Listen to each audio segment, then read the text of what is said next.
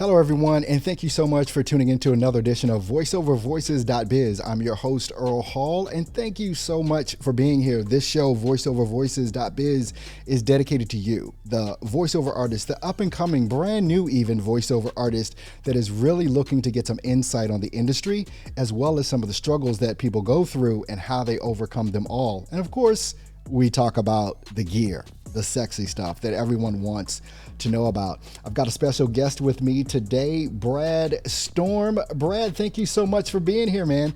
Definitely appreciate it. Hey, you know what? You can't have the thunder without the storm. And Boom. I am here with you, Earl.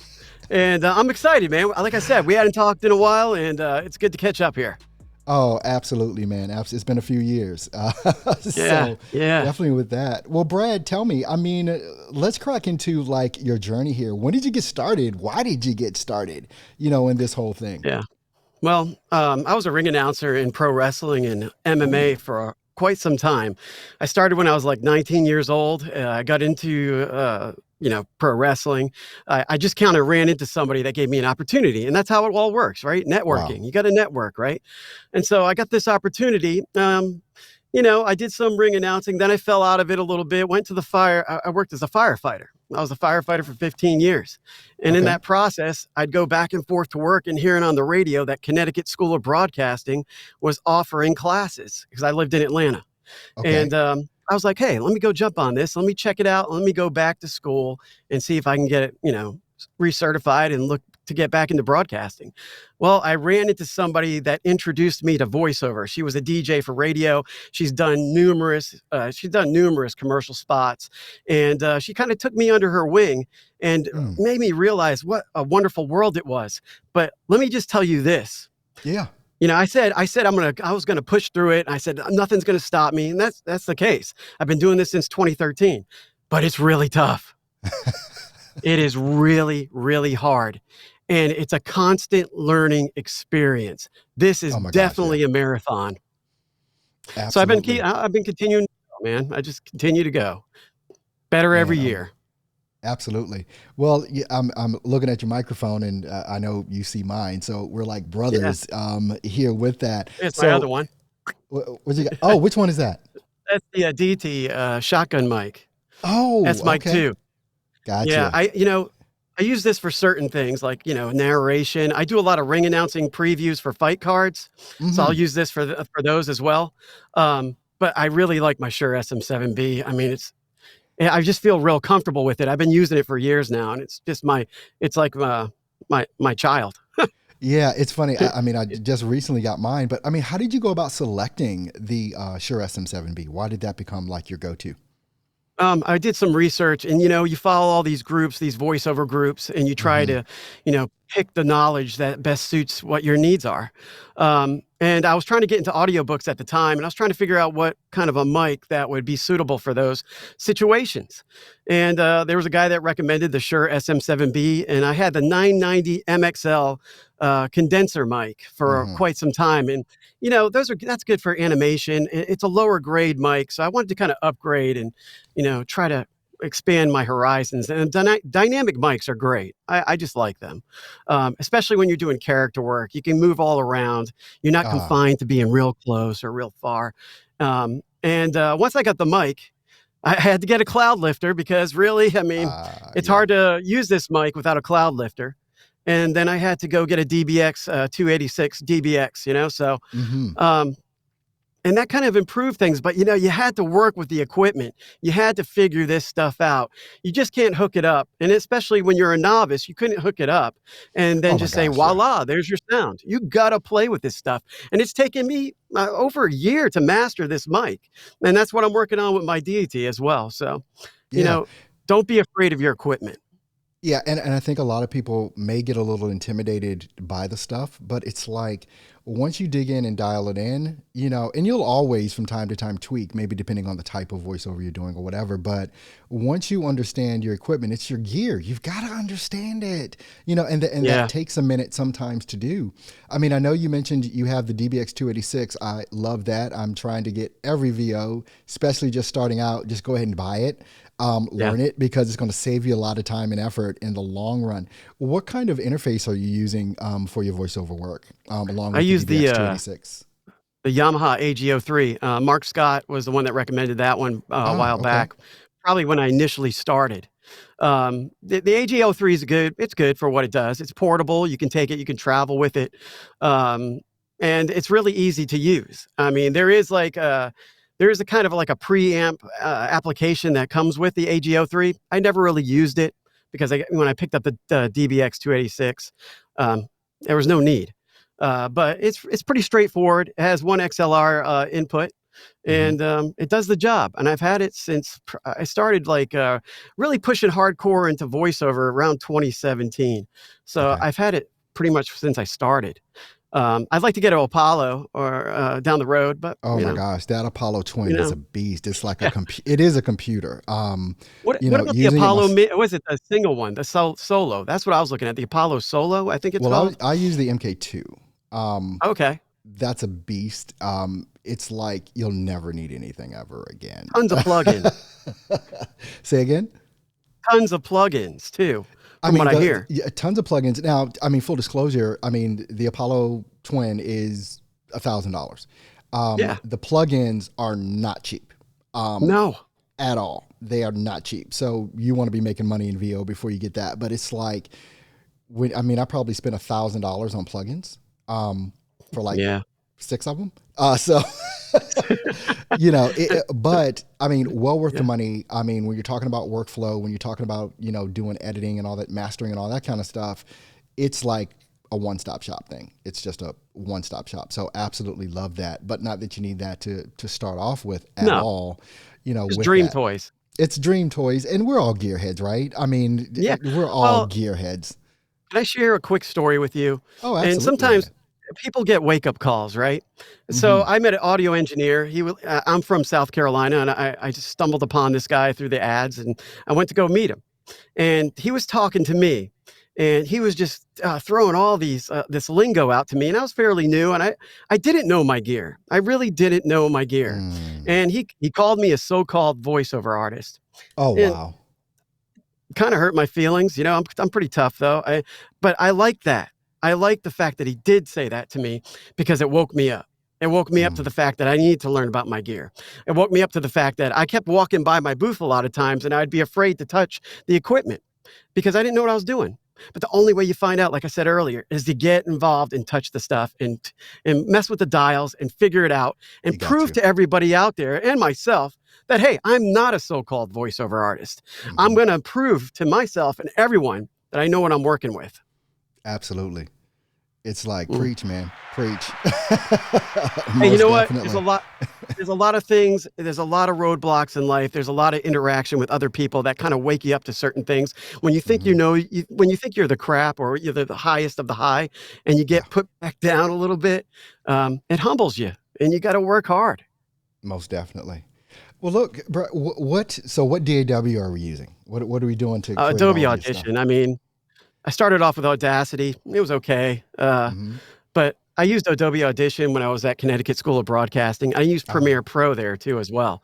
yeah. And, man, I missed it so much. There's so much you can do with it. It's so easy. Yeah, you gotta spend some money, to use it, but it's worth it. It's like 20 bucks a month 20 for bucks a me. month. Yeah, that's You it. know?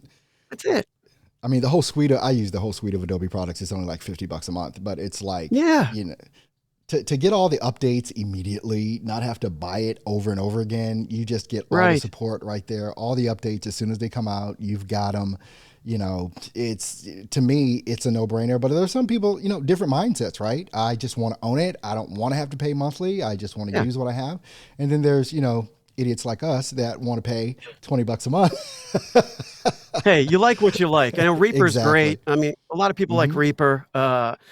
This is what I've known. This is what I've been perfecting. There's tons of videos on how to use it. So Yeah. you never have to be like, Yeah. how do I do that? I just go look it up and find it. Uh, And then, you take some audio engineering classes. I took Tony Weege's class with mhm. Casting Call Club. And that was Okay. like it was a 4 or 5 month class. And it really got me in tune with my editing skills, how to create buses, how to route effects, Hmm. how to do all that kind of stuff. And that's important, but that takes time as well. And it takes dedication. So, Well, it's I like, always find it's it. this. It's funny. It's like this isn't a hobby. This is you're trying to No. create a career. It's like, what are we doing here? I mean, if I was a doctor and didn't know how to use a scalpel, but I just wanted to be a doctor, right? No, come Yeah. on. This is the life we've chosen, right? Yeah. As they say in Godfather. But you've got to dig in. Definitely have to I dig have a in. great voice. I have a great voice. Yeah. Yeah. So, I mean, I get those emails all the time. My mom says I have a Yeah. great voice. I need to get into voiceover. What do I need to do? It's like that. I hate that question. How do you get started Yeah. in voiceover? It's like, oh gosh, Take a deep breath. but it's exactly, it's like, what am I supposed to tell this kid? It's like, and you've probably heard me say over the years, back in the day, and I still say it, if you're going to get into voiceover, if you're not willing to put in the next 1 to 3 years, quit today. Just quit. Yeah, Because you're and not if going to you wind up can't doing it. handle rejection, because I know a lot of Yeah. times nowadays Yeah. people can't handle the rejection, they get hurt Right. feelings. Well, that's Right. life, and that's gonna be part of this game, baby. Every day. It's all about rejection, and that makes you tougher, that builds your skin and makes you tougher and makes you wanna push forward, and the ones that don't, well, they go work somewhere else. They go work somewhere else. Right. Yeah, Well, and there's nothing I wrong with mean, that. no, not at all. I mean, Brad, the last question I always ask everyone is, if you could ask me anything about voiceover, what would that be? How can I help? Yeah, well, Fiverr and Upwork, they're great, freelance sites are great. Hmm. But my whole ultimate goal is to break away from the freelance sites and get work through my marketing and Hmm. my content creation. And I Hmm. wanted to ask you how you effectively do that and get work outside of those freelance sites. Well, it has definitely come down to content creation. One of the hardest things that it seems for me to teach is content creation to voiceover artists, because everybody says, well, what do I produce? And to me, it's the simplest thing in the world. It's like you produce content towards the audience that you want to get. So if you're doing ring announcing, okay, you Right. produce, just show people how you're producing that content. Hey, got another thing I want to do today. You guys can watch me do it. It's like, that's the content. And then you point it towards the people that would hire you to do that, like MMA, MMA Right. or Right. wrestling or Understandable. Yeah. whatever. And then the other part of this component is Facebook ads marketing. Hands Mm. down, the best way to get clients for me has been through content creation and Facebook ads, period. And it's a whole thing because people don't understand Facebook ads, and then also they don't let Facebook ads do the job that it's supposed to do. They say, well, I ran an ad for 5 days and it didn't work. Well, there's a couple things. You only ran it for 5 days, and Right. also you probably ran it wrong. You didn't do everything you should have done. So those things, as far as getting work outside of the platforms, which I'm a big proponent of, is going Of directly to the course. client. And then also there's things like Uplead. There's a website called Uplead where you can actually get literal literal name and addresses of people in the industry that can hire you. I mean, if you check out Uplead, get a subscription to there and start an email marketing campaign. Mhm. It's one of the things that I've taught in the courses that I have is how to use social media marketing, email marketing, and Facebook ads. You want to get work off the platforms, master that. So I hope that Right answers on. your question. Yeah, I do have that Facebook Ads for Dummies book, and I'm gonna probably buckle down and read it now. So that gave me a good excuse to go read that book and tackle it. So, Well, yeah, I I mean, mean, like, there's a lot you can look up on YouTube. I mean, running Facebook ads at this point in day and age is not rocket science like it was, 3, 5 years ago. yeah. I mean, I work with a company called Arturo Johnson Consulting, where we do consulting to life insurance agents. And this is all that we teach is how to market on Facebook. We built our business on Facebook to over $1 million.